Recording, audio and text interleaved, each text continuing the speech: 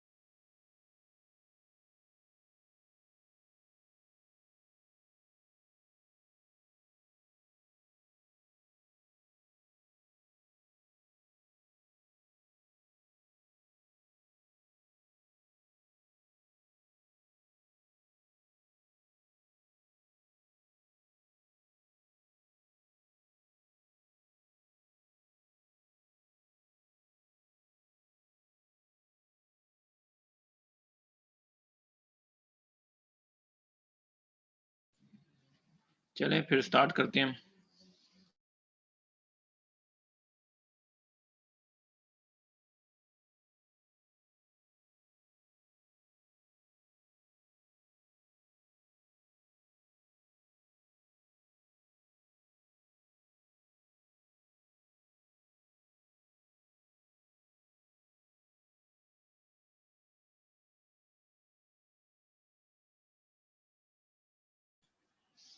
अच्छा जी, filing. Filing क्या होती है? फाइलिंग ये होती है कि फाइल को रीड करना, राइट करना, क्रिएट करना, उसमें टेक्स्ट ऐड करना, ठीक है, ये सब काम फाइलिंग में आते हैं। फाइलिंग के हमारे पास एक दो आसान तरीके भी हैं और ज़रा मुश्किल तरीके भी हैं। दोनों को हम देखते हैं कि आसान तरीका कब यूज़ करना है और मुश्किल कब यूज़ करना है। सिंपल फाइल राइट का तरीका ये है, इसको हम करके देख लेते हैं।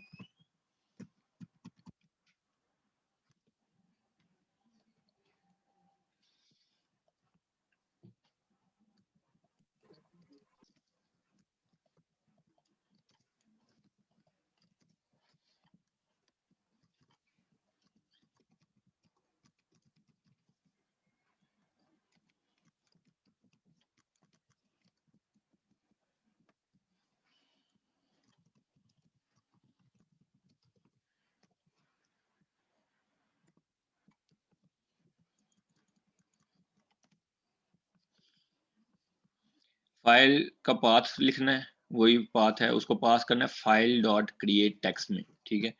और ये फाइल की क्लास भी कहाँ है? system डॉट io में, जो मैंने ऊपर लिखी है। क्रिएट टेक्स्ट करेंगे तो ये रिटर्न क्या करता है हम देख लेते हैं। यहाँ पे लिखा होगा, ये लिखा हुआ कि क्रिएट टेक्स्ट क्या रिटर्न करता है? स्ट्रीम राइटर creates और opens a file for writing UTF-8 encoded text, ठीक है। ये क्रिएट भी करता है फाइल को और ओपन भी करता है। तो अगर फाइल एग्जिस्ट नहीं करती तो ये उसको क्रिएट कर देगा। sw डॉट राइट या राइट लाइन, राइट आपने करना है अगर आपने सिंपल टेक्स्ट राइट करना है, और राइट लाइन तब करना है जब टेक्स्ट राइट करके उसके बाद कैरेज रिटर्न या न्यू लाइन पे आना है, ठीक है। यहाँ BMW लिख देते हैं, गाड़ी का नाम।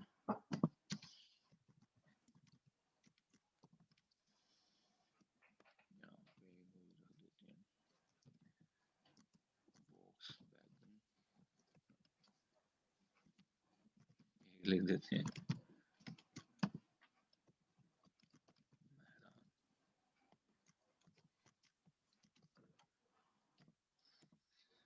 ठीक है। अब इसके बाद हमने इसको फ्लश करना है और इसको क्लोज करना है। ये रिसोर्स क्लीनिंग है, ठीक है। ये क्लोज आपने लाजमी करना है, वरना ये फाइल इस स्ट्रीम राइटर में फंसी रह जाएगी, ठीक है। अब जैसे कि हम जानते हैं कि ई में मैंने आप लोगों को दिखाया कि मेरी इस तरह की कोई भी फाइल नहीं है, सिर्फ फोल्डर्स हैं। इसको रन करके देखते हैं।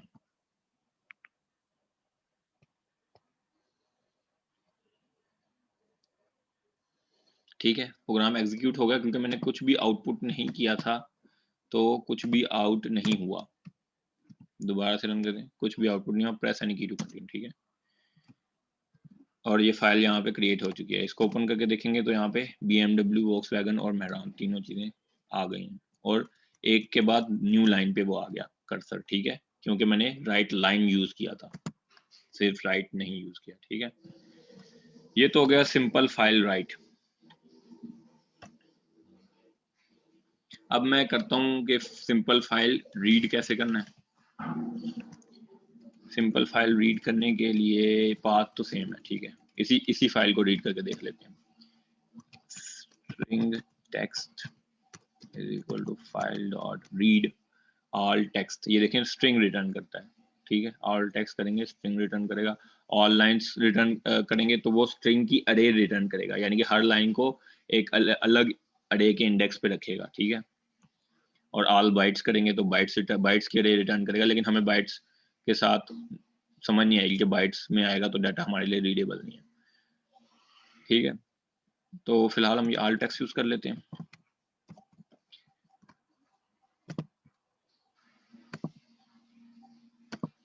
इस ऑल टेक्स्ट में पाथ जाएगा और जाएगी इनकोडिंग, जैसे वो सजेशन भी दे रहा है, इनकोडिंग और UTF-8 में इनकोडिंग में वो इसको रीड करे।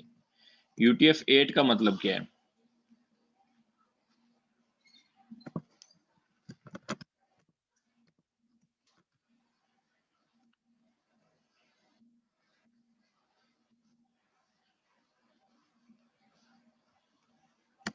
यहाँ पे लिखते हैं read all text C#।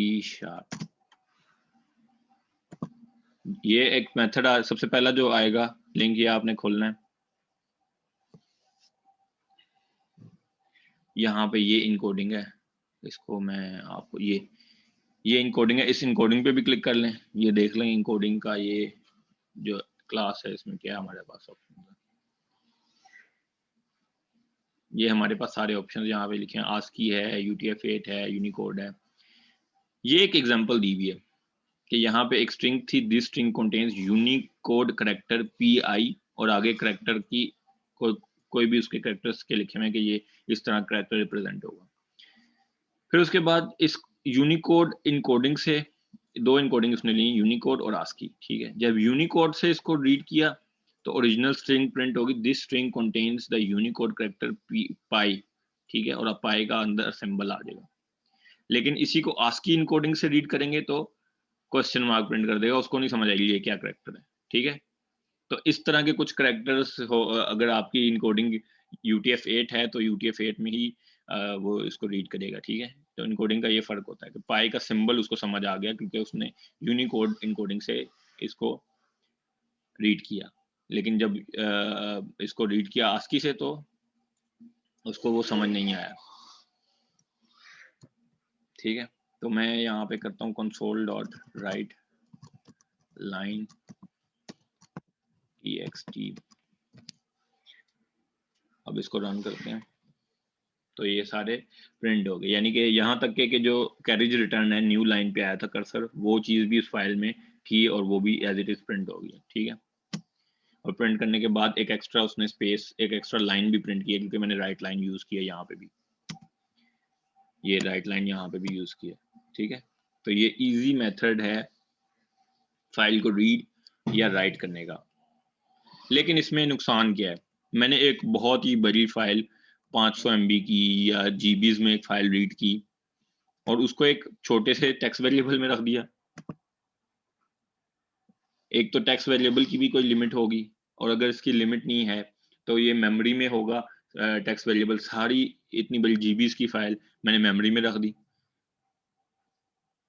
For example 2 GB की फाइल मैंने रीड की, मेरी मेमोरी में इस वक्त 1.1 GB खाली थी, तो 2 GB की फाइल उसमें आ नहीं सकती, आधी फाइल ज़ाया हो जाएगी, रीड नहीं होगी, ठीक है।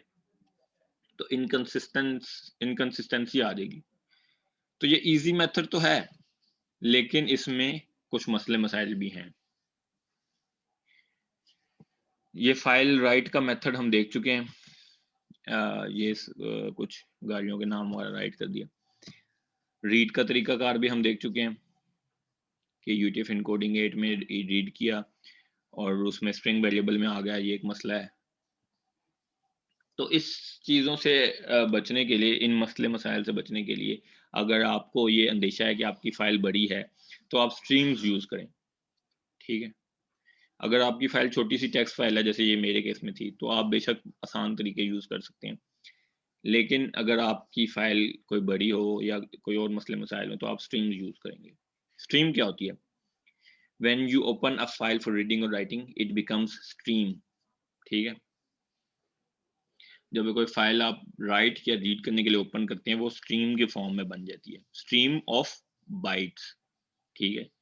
बाइट्स का स्ट्रीम होती है वो, बाइट्स की, ठीक है? Useful for large files which can't be stored in memory, ठीक है? अब स्ट्रीम में हमारे पास दो टाइप्स होती हैं। जैसे हमने कहा कि फाइल को रीडिंग या राइटिंग के लिए आप ओपन करते हैं, तो वो स्ट्रीम बन जाती है। तो रीडिंग के लिए ओपन करेंगे तो इनपुट सॉरी आउटपुट स्ट्रीम बन जाएगी, क्योंकि रीड करके आपने दिखाना है, ठीक है? आप एक किस्म की आउटपुट ले रहे हैं। और राइटिंग के लिए तो इनपुट स्ट्रीम, ठीक है? Sir sorry, input stream is to read and output stream is to write, ठीक है? जी पूछें। सर आप कह रहे हैं कि जब हमारे पास ज़्यादा एमबीज का डेटा हो तो जो पीछे वाले दोनों मेथड है तब हम उसमें ये इम्प्लीमेंट नहीं कर सकते, लेकिन सर जब आपने राइट किया था उसमें तो आपने स्ट्रीम राइटर की मतलब क्लास का ऑब्जेक्ट क्रिएट करके आपने राइट किया था हम्म। सर अच्छा, उसमें। ये जो स्ट्रीम राइटर है इसकी बात करें? जी जी यस जी, ये स्ट्रीम राइटर है, और ये भी बेसिकली इसके नाम से पता लग रहा है ये स्ट्रीम है, ठीक है? क्योंकि जब आप फाइल को राइट करते हैं तो यहाँ पे अगर मेथड देखें हम,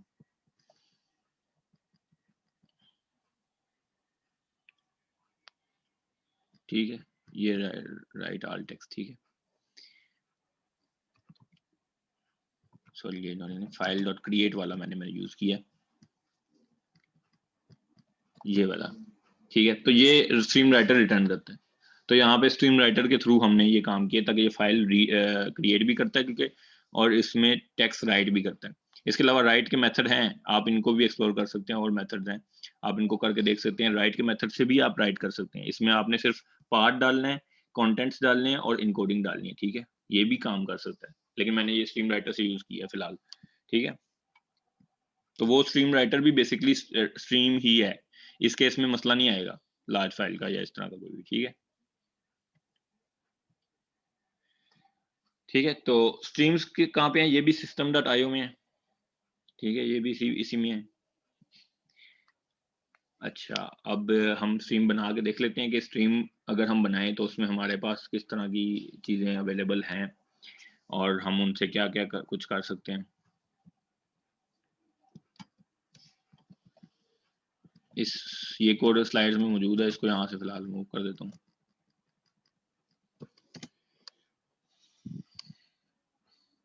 मैं बना देता हूँ फाइल स्ट्रीम और इसको कर देता हूँ स्ट्रीम फाइल स्ट्रीम। इसमें फाइल का नाम डालना है, वो मैं डाल देता हूँ test.dat। फिर इसके बाद क्या जाता है जी, इसमें फाइल एक्सेस और फाइल मोड आ जाती हैं। फाइल मोड डाल देता हूँ ओपन और क्रिएट, ठीक है? ये ओपन भी करेगा, अगर फाइल नहीं अवेलेबल तो क्रिएट भी करेगा। File access dot read write, सिर्फ रीड भी कर सकते हैं, रीड राइट भी कर सकते हैं, ठीक है? अब मैं एक काम करता हूँ कि इसमें कुछ बाइट्स राइट करता हूँ, less than equal to 20, close नहीं करना था, बॉडी है स्ट्रीम डॉट राइट बाइट, ठीक है? ये राइट का मेथड भी है जिसमें बाइट अरे जाती है, और इजी मेथड भी है राइट बाइट जिसमें सिर्फ एक आर्गुमेंट जाता है, वो है बाइट। हम आई डाल देंगे, आई की वैल्यू इंटीजर में है 1 2 3, इस तरह इंटीजर्स हैं, ठीक है? इसको टाइप कास्ट करेंगे बाइट में, टाइप कास्ट करके फिर इसमें डालेंगे, ठीक हो गया? अब मैंने ये टेस्ट डॉट डैट लिख दिए। इससे पहले मैं एक काम करता हूँ, ये जो ई में मेरी फाइल बनी थी इसको मैं डिलीट कर देता हूँ ताकि किसी किस्म की कंफ्यूजन ना हो आपको, ठीक है। अच्छा, अब मैंने ये फाइल राइट कर दी, राइट कर दी फाइल में। कर्सर मेरा आगे गया होगा, पोजीशन आगे होगी, इसकी पोजीशन सेट कर लेता हूँ, स्ट्रीम डॉट पोजीशन 0। स्ट्रीम में आप पोजीशन भी सेट कर सकते हैं कि आपने कहाँ से रीड करना है, कहाँ से नहीं।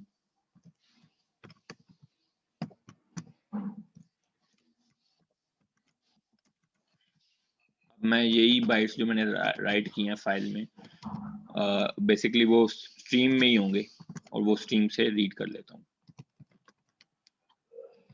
रीड बाइट, ठीक है, और आगे थोड़े स्पेसेस डाल देता हूँ। बाइट डिस्प्ले किया और साथ थोड़ी उसके बाद स्पेस डाल दिया ताकि डिफ्रेंशिएट हो सके। सारी बाइट्स के बाद स्पेस आएगी तो पता लग जाएगा कि ये एक बाइट खत्म हुई है दूसरी। फिर उसके बाद वही मैंने आपको बताया कि आपको रिसोर्सेज आपके रिलीज करने, ठीक है। इसको रन करते हैं।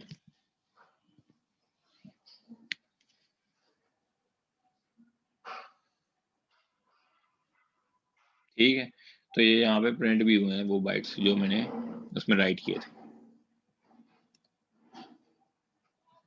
सर आउटपुट में एक -1 भी आ रहा है आखिर पे।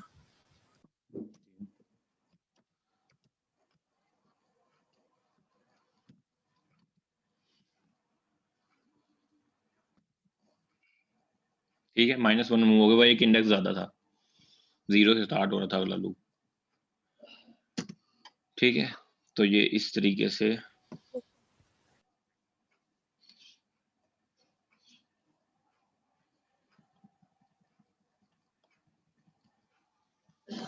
एक और काम हमने करना है कि यहाँ पे ई लिख देता हूँ क्योंकि ये भी प्रोजेक्ट फोल्डर में ही बन रहा होगा।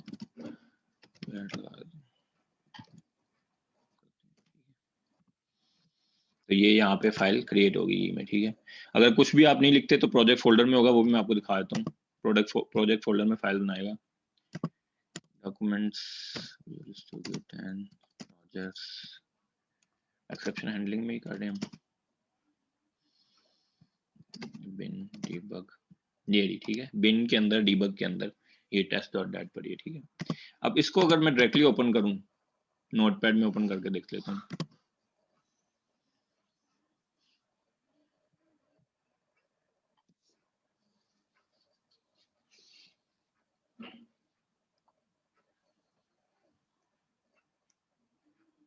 तो ये बाइट्स हैं जो कि हमें समझ नहीं आ रही, ठीक है। ये बाइट्स हैं जो कि समझ नहीं आ रही क्योंकि हमने स्ट्रीम में डायरेक्टली बाइट्स राइट किए थे और बाइट ही रीड किए, ठीक है। तो इस स्ट्रीम्स के साथ हम टेक्स्ट कैसे राइट करना है? स्ट्रीम के अंदर स्ट्रीम राइटर जैसे हमने देखा था, हमें वो यूज करना है और स्ट्रीम रीडर यूज करना है। स्ट्रीम राइटर क्लास है जो कि एक एब्स्ट्रैक्ट क्लास टेक्स्ट राइटर से इनहेरिट कर रही है, ठीक है। और टेक्स्ट राइटर एक ऐसा राइटर आपको प्रोवाइड करता है जिससे आप करेक्टर्स को राइट कर सकते हैं। इसका कोड यहाँ भी अवेलेबल है, मैं वैसे लिख के आपको ये भी रन करके दिखा देता हूँ।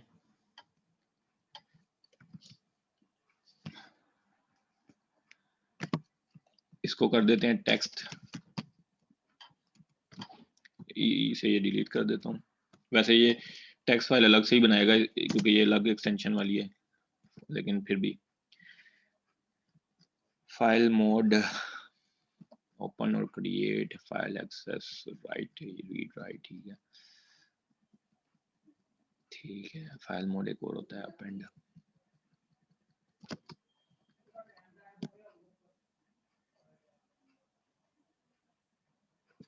अपेंड भी यूज कर सकते हैं। अपेंड क्या करता है कि अगर फाइल एग्जिस्ट नहीं करती तो उसको क्रिएट करेगा, और अगर एग्जिस्ट करती है तो उसके एंड पे लिखेगा, अपेंड करेगा, यानी कि उसके एंड पे ऐड करेगा टेक्स्ट को, ठीक है। इस सब को हम खत्म करते हैं, इसको कर देते हैं फाइल स्ट्रीम एफएस और एक बना लेते हैं stream writer SW new stream writer, इसमें फाइल स्ट्रीम जाएगी। ठीक है, अब हमारे पास ये कैसे आ गया जी, स्ट्रीम राइटर की फॉर्म में आ गया। अब मैं स्ट्रीम राइटर से जैसे पहले किया था राइट लाइन भी कर सकता हूँ, और मैं ये काम भी कर सकता हूँ कि यूजर से इनपुट लूँ। यूजर से इनपुट लेने के लिए पहले यूजर को कोई मैसेज दे देते हैं हम, इंटर टेक्स्ट, फिर उसके बाद string str is equal to console.read line, console से स्ट्रिंग वेरिएबल में रीड कर ली, और string writer sorry stream writer dot write line str। ठीक है, जो भी उसने यूजर ने इनपुट दिया वो इसमें लिख दिया। फिर उसके बाद इसको फ्लैश करना है और रिसोर्स क्लीनिंग करनी है, स्ट्रीम राइटर को भी क्लोज करना है और फाइल स्ट्रीम को भी।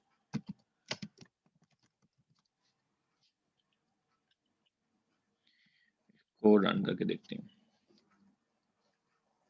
append access can be requested only in write only mode। ठीक है, वो कह रहा है append access सिर्फ write only मोड में ये एक्सेस हो सकता है, ऐसे नहीं रीड राइट में नहीं हो सकता।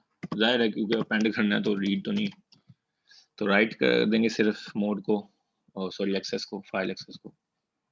अब टेक्स्ट डालेंगे, टेक्स्ट में डाल देता हूँ this is visual programming class. ठीक है, फिर एंड हो गया। एग्जीक्यूशन चेक करते हैं, ई में फाइल test.txt, उसमें ये कोड सॉरी टेक्स्ट आ गया, this is visual programming class. ठीक है, तो आप कुछ भी इसमें राइट कर सकते हैं।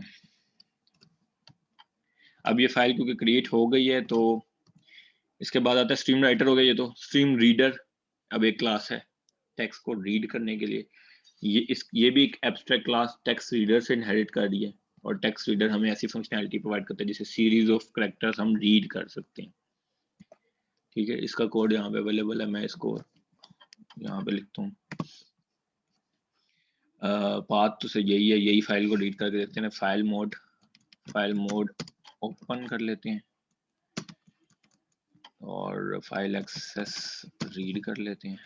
ये फाइल मोड और कौन कौन से हैं और फाइल एक्सेस कौन कौन से, ये आगे आएगा, मैं फिर आपको ज़्यादा एक्सप्लेन कर दूंगा। ये सारा को delete, reader sr is equal to new reader, इसमें फाइल स्ट्रीम जाएगी। फिर उसके बाद हम sr.basestream.seek करेंगे। सीक से क्या होगा, मैं 0 दूंगा उसको, और सीक ओरिजिन दूंगा। सीक ओरिजिन क्या है जी, बिगिन। सीक ओरिजिन में हमारे पास ये तीन चीजें हैं, बिगिन, करंट और एंड। करंट अगर फाइल आपने पहले रीड करना शुरू की है और किसी जगह पे पहुंचे हैं तो वो करंट पोजीशन होगी उसकी। बिगिन का मतलब है फाइल को स्टार्ट से स्टार्ट करना है, और एंड का मतलब है फाइल को उल्टी तरफ से एंड से स्टार्ट करना है। और जीरो का क्या मतलब, जीरो ऑफसेट है, यहाँ पे जो ये जीरो है ये ऑफसेट है। मतलब अगर आप बिगिन से स्टार्ट कर रहे हैं तो बिगिन से कितने ऑफसेट आगे जाके फाइल रीड करना शुरू करें, तो जीरो है कि मतलब स्टार्ट से। ठीक है, अगर एंड से आप कर रहे हैं तो एंड से कितने ऑफसेट पीछे आए, एंड से स्टार्ट करें तो एंड से कितने ऑफसेट पीछे है, इसका ये मतलब होगा जीरो का। ठीक है,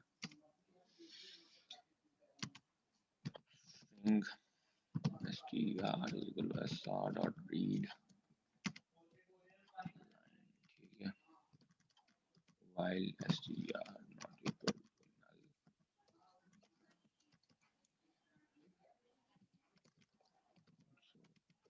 स्ट्रीम्स का ये फायदा, फिर स्ट्रीम्स आपको और भी कंट्रोल देती है, पोजीशंस वगैरह जिसमें आप हैंडल कर सकते हैं, और ज़्यादा फ्लेक्सिबिलिटी प्रोवाइड करती है। जो भी स्ट्रिंग है प्रिंट कर दी, और स्ट्रिंग में sr.read सॉरी sr.read लाइन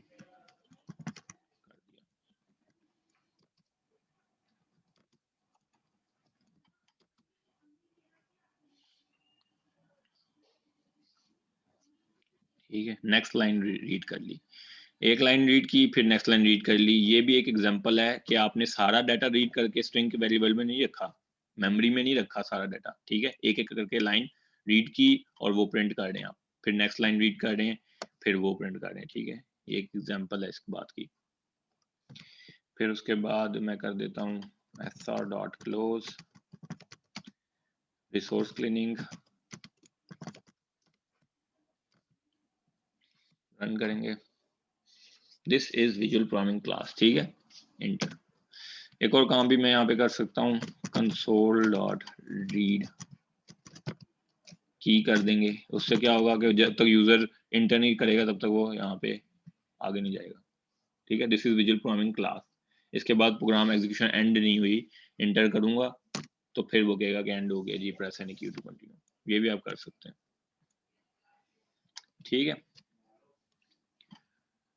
ये होगी स्ट्रीम रीडर। कोड सारा मैंने ये दिया हुआ है और ये सारा मैंने खुद चला के खुद बना के लिखा है यहाँ पे, तो ये कोड में आपको एरर नहीं आना चाहिए कोई भी।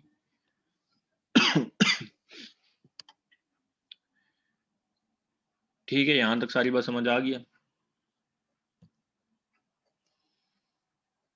जी सर, समझ आ गई।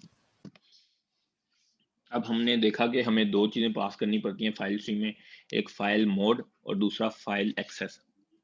ये यहाँ पे देख सकते हैं आप, फाइल मोड और फाइल एक्सेस, ये दो चीजें पाथ के बाद दो चीजें पास करनी पड़ती हैं, फाइल मोड और फाइल एक्सेस। तो ये क्या चीजें, ये देखते हैं। फाइल मोड, फाइल मोड एक इन्यूमरेटर है। इन्यूमरेटर क्या होता है?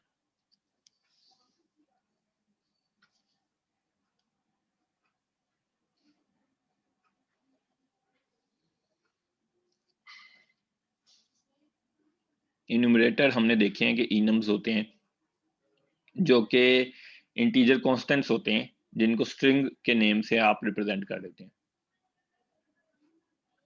ठीक है। होते ये इनकी वैल्यूज इंटीजर में है, जब तक आप कोई और वैल्यू असाइन नहीं करते तब तक इंटीजर वैल्यूज होती है। अब जिस इस फाइल मोड में जितने भी मोड्स होंगे, append, create, create new, open, open और क्रिएट, ट्रंकेट, ये सब मोड हैं इसके अंदर, ठीक है, मेंबर्स हैं फाइल मोड के।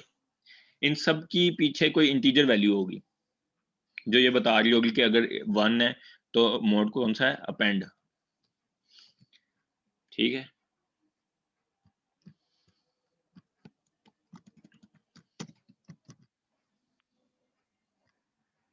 एरर आया है, लेकिन वो ये कह रहा है कि क्योंकि फाइल मोड का इन्यूमरेटर डालना है तो फाइल मोड का ही डालें, लेकिन हम ओपन, यहाँ से गेट टाइप भी कर सकते हैं, टू स्ट्रिंग भी कर सकते हैं, टू स्ट्रिंग करके फिर इसको इंटीजर में पास करें। खैर इंटीजर भी पास कर सकते हैं, लेकिन उसको नहीं पास करना चाहिए क्योंकि जाता इनम ही है फाइल मोड का, ठीक है। फिर जो भी इंटीजर होगा उसको आपको इसमें कास्ट करना पड़ेगा। खैर इसको छोड़ें, एक अलग लंबा मेथड है। फाइल मोड इन्यूमरेटर में ये सब मेंबर्स हैं। अपेंड, अपेंड क्या करता है, it opens an existing file and puts cursor at the end of file, ठीक है। फाइल ओपन करेगा और कर्सर को एंड पे रखेगा ताकि जो भी टेक्स्ट है वो अपने एंड पे ऐड करना है। और creates the file if the file does not exist, ठीक है। अपेंड फाइल बना भी देगा अगर फाइल आपकी एग्जिस्ट नहीं करती। क्रिएट क्या करेगा, एक नई फाइल क्रिएट कर देगा, ठीक है। If a file already exist तो उसको ओवरराइट कर देगा, पहले से फाइल एग्जिस्ट करती है उसको ओवरराइट करके एक एम्प्टी फाइल उस पर क्रिएट कर देगा। क्रिएट न्यू क्या करेगा, it specifies to the operating system that it should create a new file. Operating system को कहेगा कि एक नई फाइल बनानी है। इफ अ फाइल एग्जिस्ट, अगर ये फाइल एग्जिस्ट करती है तो ये उसको ओवरराइट नहीं करता बल्कि एक एक्सेप्शन थ्रो कर देगा, कहेगा कि जी फाइल तो ऑलरेडी एग्जिस्ट करती है, मैं नहीं क्रिएट कर रहा, ठीक है। ओपन क्या करेगा, फाइल को ओपन करता है सिंपली। ओपन और क्रिएट क्या करता है, ये ऑपरेटिंग सिस्टम को स्पेसिफाई करता है कि इसको एक फाइल ओपन करनी चाहिए इफ इट एग्जिस्ट, ठीक है। और अगर एग्जिस्ट नहीं करती तो क्रिएट करनी चाहिए, ठीक है। नाम से पता लग रहा है, ओपन और क्रिएट। ट्रंकेट क्या करता है, it opens an existing file and truncates its size to 0 bytes। Open करेगा फाइल को लेकिन उसको खाली कर देगा। इसके बाद हमारे पास फाइल एक्सेस का इन्यूमरेटर है। फाइल एक्सेस का इन्यूमरेटर के मेंबर्स ये हैं, रीड, रीड राइट और राइट। ये नाम से पता लग रहा है, इसको बताने की जरूरत नहीं है। इसके बाद आता है serialising and D serialising data. ये बस 2-3 स्लाइड्स ही हैं। अच्छा, फॉर एग्जांपल मैंने एक एम्प्लॉय की क्लास है मेरी, मैं बना लेता हूँ यहाँ पे एम्प्लॉय की क्लास, इस क्लास को डिलीट कर देते हैं।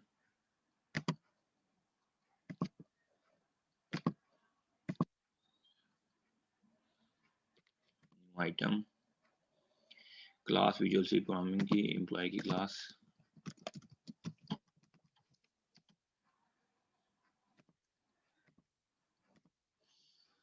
एम्प्लॉय की क्लास का मेंबर है इंट आईडी और स्ट्रिंग नेम, ठीक है। और इसमें मेन मेथड भी है, स्टैटिक वॉइड मेन।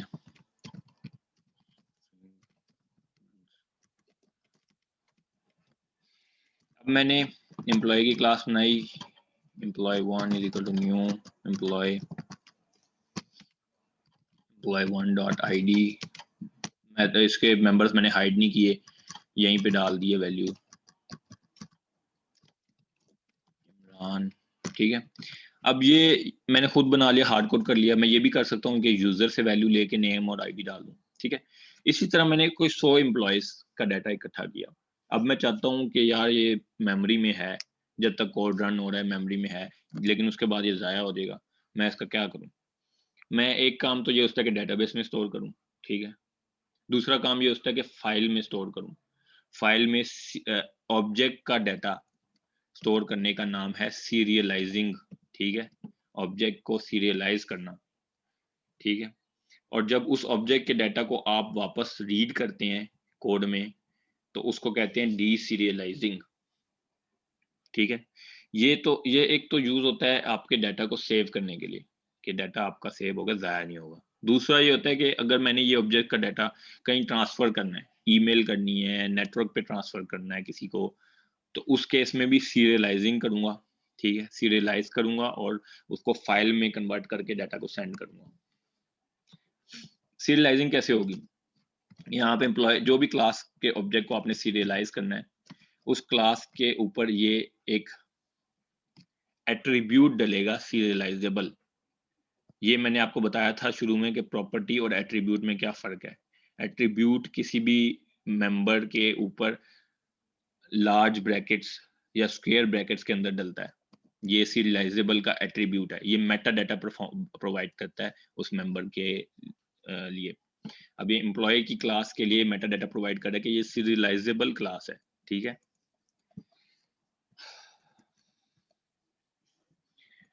इनको पब्लिक कर देते हैं।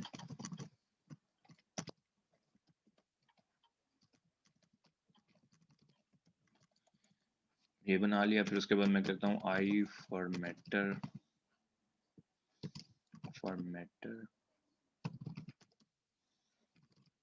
Binary, sorry,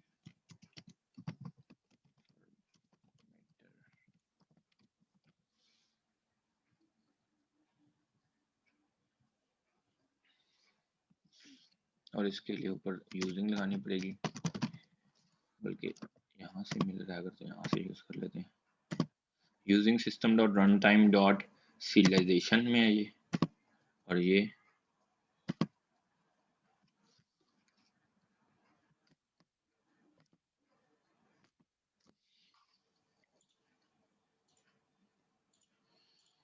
system dot run time dot serialisation dot formatters dot binary, ठीक है।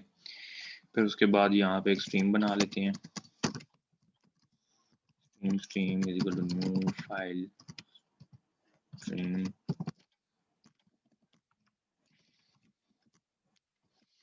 at e colon employee data dot txt comma file mode dot create file access dot write।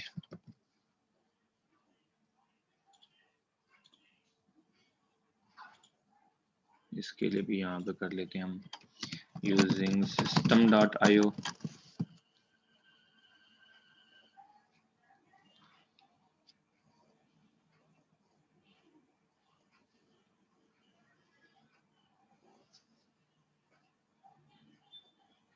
can convert type file stream to streaming content।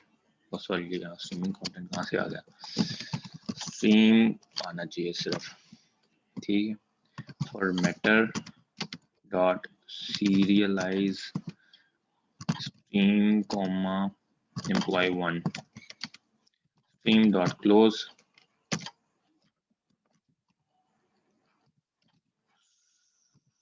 Dot close stream की spelling थोड़ी गलत हो गई,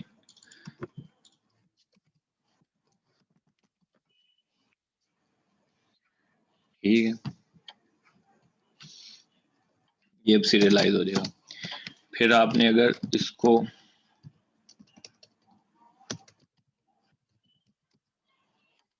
new files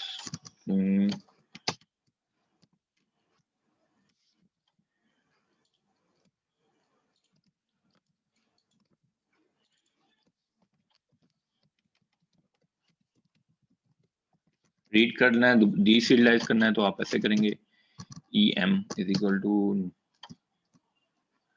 formatter dot deserialize stream और इसको typecast कर देंगे employee में, ठीक है। फिर उसके बाद आप डीसीरियलाइज करने के बाद इसको console dot write line employ dot ID console dot write line employ 1 dot name, ठीक है। अब इसको रन करते हैं, ठीक है। उसने सीरियलाइज किया, फिर डी सीरियलाइज करके उसका आईडी और नेम प्रिंट कर दिया। अब मैंने ये ई में किया था, ई में जाके चेक कर लेता हूँ। ई में ये पर एम्प्लॉय डाटा डॉट टीएक्सटी, ठीक है। इसको खोलेंगे तो समझ नहीं आएगा कुछ चीजें समझ आएंगी कि जैसे नेम इमरान हो रहा है, आईडी भी कुछ हो रहा है, लेकिन ये इस तरह समझ नहीं आएगा क्योंकि ये ऑब्जेक्ट है जो सीरियलाइज हुआ है, ठीक है। ये नॉर्मल टेक्स्ट नहीं है। बहरहाल ये इस कोड से सीरियलाइज हो गया और इस कोड से डी सीरियलाइज होके प्रिंट कर दिया मैंने, ठीक है। कोई सवाल?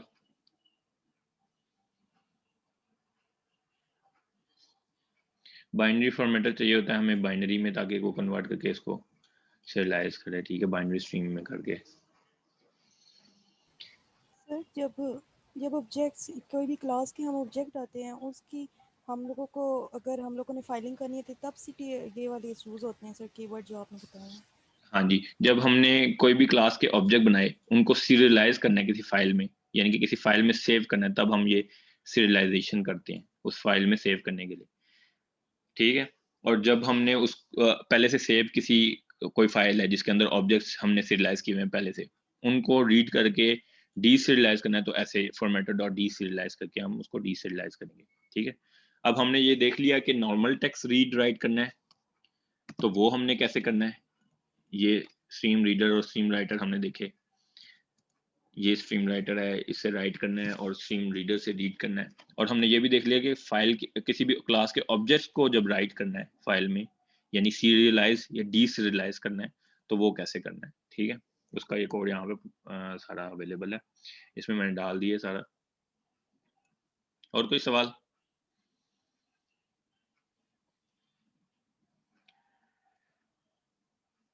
समझ आ गया सारा? लेकिन ये याद रखना कि कोई भी क्लास को आपने जब सीरियलाइज करना है तो उसको यहाँ पे सीरियलाइजेबल का एट्रीब्यूट होना जरूरी है, क्योंकि ये जब आप शुरू शुरू में ये काम कर रहे होते हैं तो ये चीज़ आप भूल जाते हैं और फिर आप कह रहे होते हैं कि ये हो क्यों नहीं रहा। इसको यूं करके देख लेते हैं तो एरर आ जाता है, ठीक है। एरर क्या है? System dot run time dot serialization exception, ठीक है। Type employ in assembly this is not marked as serializable, ठीक है। वो कह रहा है इसको आपने सीरियलाइजेबल मार्क नहीं किया, ठीक है। वो यहाँ पे एरर देता है, ये एक्सेप्शन सॉरी देता है, ठीक है। तो यहाँ पे ये होना जरूरी है। और एक्सेप्शंस को थोड़ा रीड करना भी सीखें, रीड करके समझ आ जाती है बात कि वो क्या कह रहा है, क्या है मसला, क्या है, ठीक है। चलें जी, ठीक है, फिर अपना ख्याल रखिएगा। असाइनमेंट 2 मैं देखता हूँ आज शायद अपलोड कर दूँ, अगर मैं आज कर सका तो मैं व्हाट्सएप ग्रुप में भी बता दूंगा और गूगल क्लासरूम में भी, ठीक है। चलें जी।